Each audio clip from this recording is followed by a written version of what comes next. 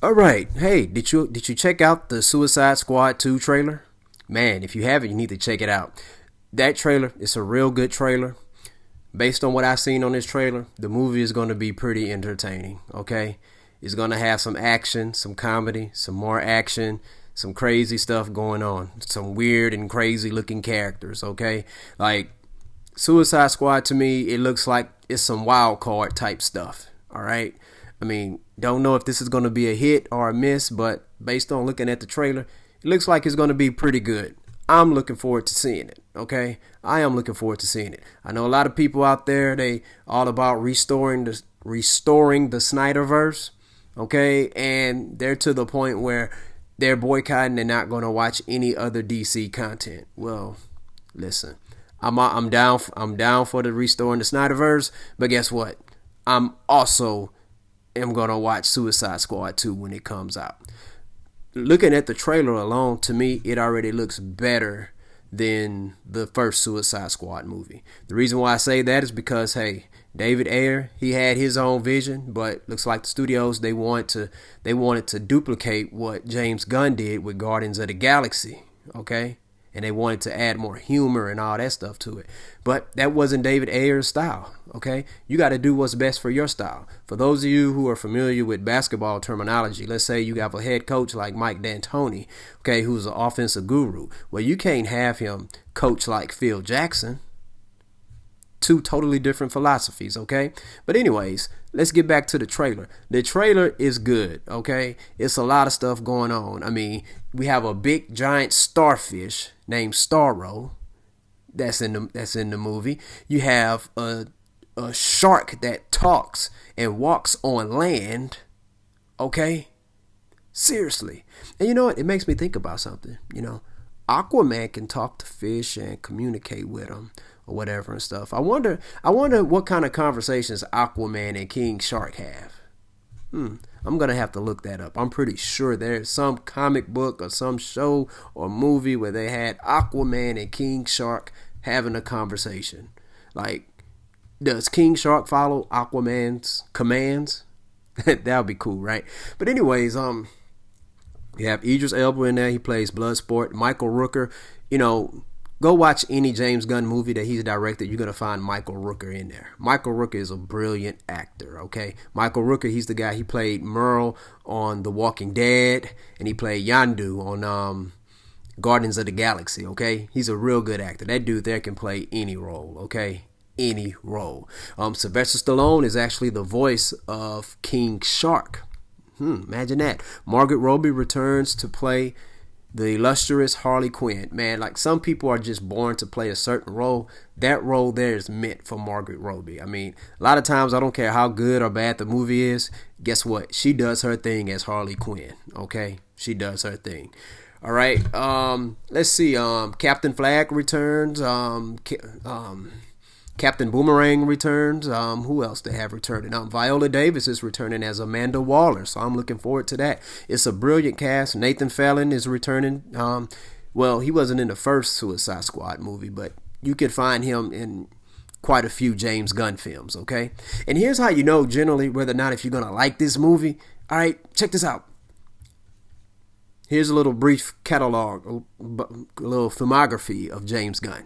All right, he has a movie called Slither that came out back in 2006, 2007-ish, okay? Michael Rooker stars in this movie, and in this movie, what happens is aliens invade the Earth. Well, they're more like alien slugs, okay?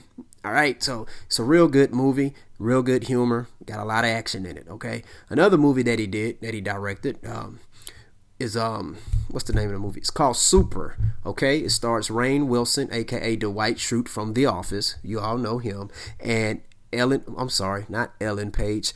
And in this movie, Dwight Schrute, he plays a guy whose his wife cheats on him with Kevin Bacon. His wife is Liv Tyler, and she cheats on him, and guess what? He becomes a superhero, and he goes around stands up to bullies and stuff like that. Fights for the little man and little woman, okay? Real good movie. Okay, and of course, Guardians of the Galaxy. You all are familiar with Guardians of the Galaxy by now. So if you enjoy those movies, most likely you're going to enjoy this movie, okay? All right. Now, if you do not enjoy those movies, you're probably not going to enjoy this movie. But I still think it's worth checking out because these characters here they got some cool characters on here, okay?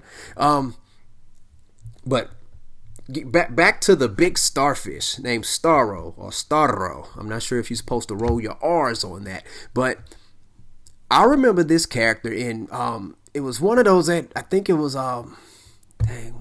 it wasn't Batman the animated series. It might have been I think it was the other one, like Batman Beyond or something like that. All right, I remember, or was it Superman the animated series? One of them. I tend to get some of them mixed up, but in the episode, the Starro, it reminds me of like Aliens because it can create these little small stars. They look like starfish, but they approach you, the way they attack you like a face hugger. A face hugger, like on if you watch the Alien movies, the face huggers, they come and they just latch onto your face and you can't get them off. Yeah, and then what happens is they take control of your mind, okay? Yeah, they take control of your mind, man. It's some crazy stuff, So I don't know if they're going to go that deep into it or if Starro is the main villain. But Starro is huge, okay? Just like the alien in Aliens, okay? The xenomorph and the mother xenomorph. And it released out these face hugger type starfish. I mean, it's crazy. Like, it was an episode where I think it was Superman the animated series. Man, I wish I could remember which one. But anyways, what happens is that the face hugger gets on to Superman. Even Superman couldn't get it off. And then it ended up mind controlling him for years until someone really noticed it. So if it could mind control someone like Superman, imagine that getting on somebody else, Nobody with Suicide Squad has the same abilities as Superman or powerful as him. So Starro can take over like that, right? But once again, I don't know if he's the main villain. But this movie here, man, hey, it has everything that you can ask for that you want in an entertaining movie. That's what it looks like based on the trailer, okay? Now, whenever the movie comes out, I think it comes out in August. Well, I'm going to do a thorough movie review on it, and then we'll see if it lived up to the expectations that we made on the trailer. All right, but King Shark, man, voiced by Sylvester Stallone. That, like I say, that's amazing. That's amazing, okay? And the thing about it is, for those of you who are unfamiliar with King Shark, I didn't know about King Shark until I was watching The Flash show on the CW. And on that show, King Shark made multiple appearances on there. And here's the thing. Even though the budgets are not as high as it is for a film, when you're watching a television series like The Flash or Green Arrow or Black Lightning or Supergirl, they do a pretty good job with the costumes and the makeup, how they create the characters. And if you go Google The Flash, if you Google King Shark on The Flash, you will see, wow, they actually did a real good job for a television show on him. So that's the cool thing that I like about with Warner Brothers. They did so well with their television shows to the point where, you know what? They kind of use that as like a tester with the audience. Because I don't know if you remember back in like 2013, 2014-ish, on the Arrow, they had the Suicide Squad on there. Okay. And that gave, after watching that gave the Warner Brothers confidence to go ahead and do a Suicide Squad movie. That and watching Marvel succeed with Guardians of the Galaxy, of course. But they had a pretty solid iteration of Suicide Squad on Green Arrow, okay? And I was looking forward to it, but then they kind of watered it down once they started going into the movie aspect of it, all right? For example, they had a young actor playing Deadshot. I thought was pretty cool and stuff, but then they killed off his character because they didn't want any confusion from that Deadshot to Will Smith's Deadshot in the movie, okay? So, and the same thing, they did that with Deathstroke.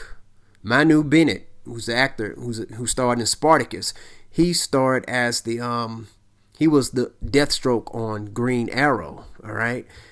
He did a brilliant job on it, but what happened was they didn't want people confusing him with Deathstroke on the DCEU. Okay, so they didn't kill his character off, but they they brought some permanent closure to his character, unfortunately. Okay, but Google that, check that out. But Suicide Squad 2, once again, enjoyed the trailer. Scale to 1 to 10. Let's see. I'm gonna give this trailer a 8. I'll give this trailer a 8. Okay, 1, 2, 3, 4, 5, 6, 7, 8. I thought John Cena was very comedic on there. I mean, I can't wait to see more from him. And I heard that he's gonna have his own television, his own series, limited series on HBO Max. The Peacemaker, and that's the character he plays, the Peacemaker. You know, the guy that's walking around with, looks like he has a toilet bowl over his head. That's what Idris Elba Bloodsport said. But anyways, I like the trailer. Hey, if you enjoyed the Suicide Squad 2 trailer, if you enjoyed it, comment below. If you didn't like it, comment below and tell me why you didn't like it. All right. And also hit that like button and hit that subscribe button. Okay, it's free of charge. It's free. As far as I know, you don't get charged, and if they were to charge you, I will make sure that they will not charge you. Thank y'all for listening. Student of the Game Podcast. Peace out.